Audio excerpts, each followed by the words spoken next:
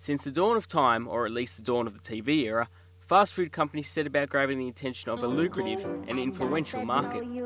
It is no secret that children are much more persuaded by advertising than adults. But with improvements in technology and marketing strategies spreading worldwide, children are more vulnerable than ever to the messages of the fast food industry.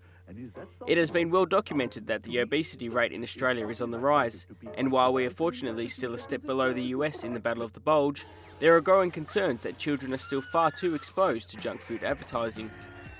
Despite two major self-regulation initiatives being embraced by a number of major fast food chains in Australia, including McDonald's, KFC and Red Rooster, the lack of government policy means that these companies have no obligation to send a healthy message to children.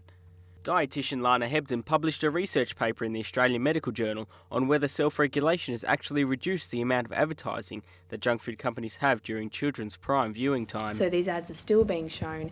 They're still the most dominant type of advertising. So most of advertisements are for unhealthy foods.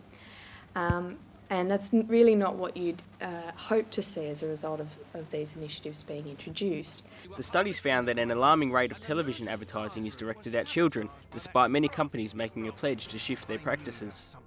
Mother of two, Angela Couchy, was forced to take steps to ensure her children weren't bombarded with unhealthy ads. I don't have Foxtel anymore because the kids used to watch the custodian, and it was full of ads for cereals and unhealthy bars right in the middle of when children are viewing it. All they watch now is ABC3 because there aren't any bad ads on it, and I don't have to be worried about looking at the programs my kids watch. Government intervention in Sweden, Canada and the UK, just to name a few countries, has shown a direct effect of reduced junk food promotion on the health of children.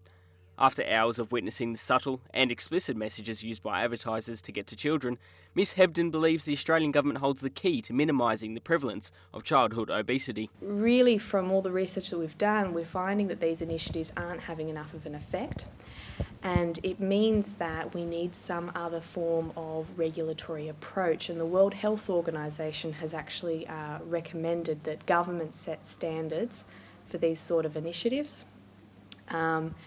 So they set a policy framework for definitions around, the types of foods that should be advertised, timing restrictions, so for when unhealthy advertisements shouldn't be shown, based on when children are viewing.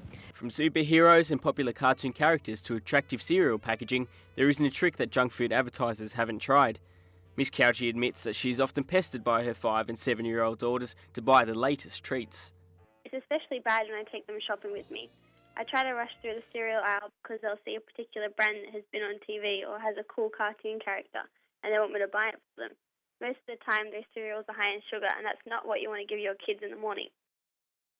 The finger of blame is readily pointed at advertisers when this topic arises, and University of Technology Sydney marketing lecturer Dr David Waller knows what really goes into a product campaign. There's also some companies that will make decisions but then will try to use that as a way of saying they're an ethical company and they're doing these things because they're a good company, and that's part of the public relations or part of the spin that some companies will do, that they'll want to see themselves as an ethical company.